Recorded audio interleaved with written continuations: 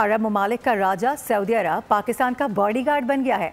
ये हम नहीं कह रहे हैं, बल्कि पड़ोसी देश भारतीयों की चीखें हैं जो पाक सऊदी स्ट्रेटेजिक मुआहदे से खौफ में मुब्तला हो गए हैं। पाकिस्तान की सिफारती और दिफाई कामयाबियों से खाइफ भारत के गोदी मीडिया की नींदें हराम हो गई हैं। नाम नहाद दिफाई तज्जियाकार मेजर गौरव आर्या भी अपना जहनी तवाजुन खो बैठा है, बहकी बहकी बातें कर रहा है। पाक सऊदी अरब दिफाई मुआहिदा, भारत में सोख, चीखें ही चीखें, गोदी मीडिया को तो सांप ही सूंघ गया। सऊदी अरब को पाकिस्तान का बॉडी गार्ड बना दिया। खातून एंकर खिफत मिटाने की भरपूर कोशिश करती रही। उधर मेजर गौरव आर्या की भी रातों की नींदें उड़ गई। कराची पर कब्जा करवाने वाले भारतीय तज्जियाकार आए बाएं शाये में मसरूफ। पाकिस्तान और सऊदी अरब के दरमियान स्ट्रेटेजिक मुआहिदा खित्ते के लिए गेम चेंजर करार दिया जा रहा है। चंद भारतीय मीडिया आउटलेट्स ने मोदी सरकार और सऊदी अरब के दरमियान ताल्लुकात पर भी सवाल उठा दिए हैं।